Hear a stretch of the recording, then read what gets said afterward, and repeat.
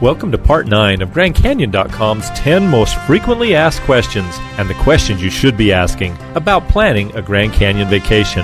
Last time we talked about the infinite possibilities there are for a week-long vacation in the American Southwest. Today we're going to discuss hiking in the Grand Canyon and why it is absolutely essential that you do your homework before you take one single step below the rim.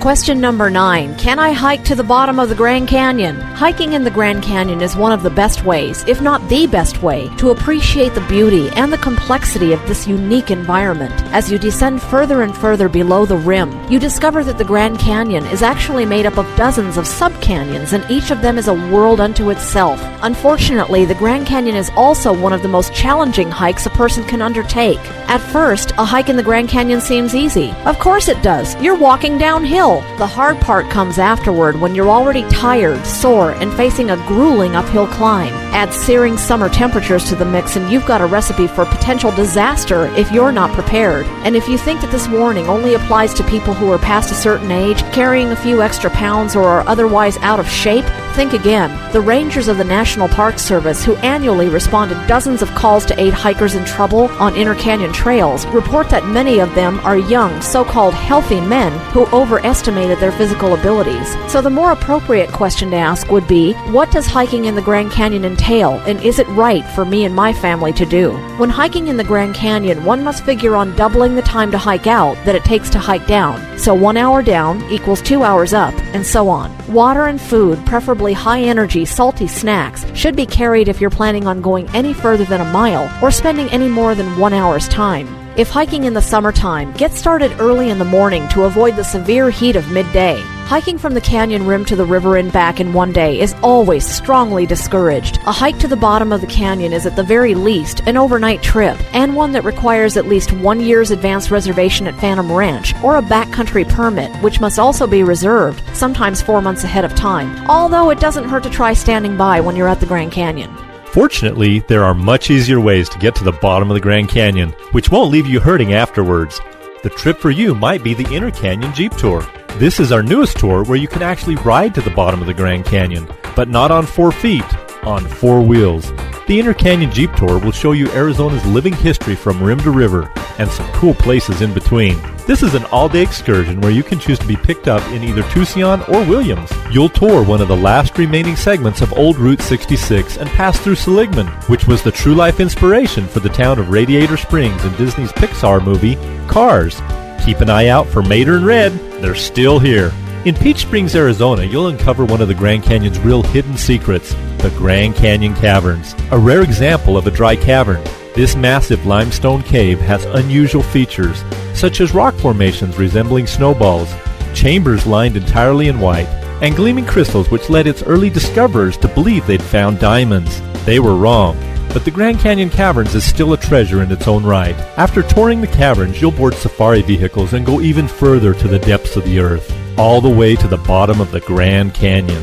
As you travel along the scenic Diamond Creek Road, keep your eyes peeled for unusual desert plants, towering rock formations, and if you're lucky, you may see a herd of wild burros. Descended from pack animals left in the area by miners, these guys have never been beasts of burden. The toughest part of their job is posing for cameras. As you go deeper into the canyon, you'll discover that the Grand Canyon is really made up of many sub-canyons, each a world unto itself. Finally, the Colorado River waits just around the bend. Here you'll have a chance to hike, explore, take pictures, and if so inclined, cool down with a refreshing splash in the Colorado River or Diamond Creek before heading back topside for the return ride to Williams or Tucson. This tour runs year-round, weather permitting. Those traveling during the summer months may also choose a sunset departure for this tour. Tour length is 8 hours from Williams or 10 hours from Tucson, and the price includes lunch for the day tour or dinner for the sunset tour. Our most popular Grand Canyon day tour is the Colorado River Day Float Trip. This is a wonderful, relaxing day full of beautiful scenery and educational adventure. People ages 4 and up can actually experience rafting on the Colorado River with no rapids. This is a 12-hour day that starts bright and early in the morning with pickup at your hotel or other designated location. Then a motorcoach ride along the East Rim Drive of the Grand Canyon and through the Navajo Indian Reservation. Finally, you'll arrive at Page, Arizona, where you're transported to the base of the Glen Canyon Dam. At the foot of this 700-foot tall structure, you board pontoon rafts and begin your trip down 15 miles of the Colorado River, through Glen Canyon. Canyon walls rise 1,000 feet before your very eyes as you kick back and relax on this gentle and mild side of this river that's usually known for its wild side. You'll take an easy walk to view a panel of ancient petroglyphs inscribed into the canyon walls by ancestral Puebloan people hundreds of years ago, and stop for lunch and a splash on the riverside. After leaving the river at Lee's Ferry, you'll be transported back to Grand Canyon South Rim by motor coach and be dropped off at your hotel or the Grand Canyon Airport. Another popular option is the upgrade to the Colorado River float trip called the Canyon River Adventure. Instead of the motor coach ride from Grand Canyon South Rim to Page, you'll take a scenic sunrise flight in a fixed-wing airplane. This beautiful flight shows you not only Grand Canyon, but Marble Canyon, Lee's Ferry, the Glen Canyon Dam, and Lake Powell. Upon landing at the Page Municipal Airport, you'll take a short break for a light breakfast, then board off-road vehicles for a tour of one of northern Arizona's little surprises, Antelope Canyon. Antelope Canyon is an example of a formation known as a slot canyon, a surreal geological oddity formed by flooding waters and blowing sand. After enjoying Antelope Canyon, you'll then be transported to the base of the Glen Canyon Dam, where you'll embark on the exact same float trip described in the previous tour, then ride the motor coach back to the Grand Canyon. If you're visiting Page on your trip anyway, you can also take part in the Colorado River Discovery Float Trip too, only since you're at the point of origin, it's just a half-day trip. There's also no lunch included, but they do provide beverages, and taking the trip out of Page will save you quite a bit of money. One technicality about this tour too is that the river trip portion does not occur within the border of Grand Canyon National Park. It takes place in Glen Canyon, which is still on the Colorado River, but not the section that traverses Grand Canyon.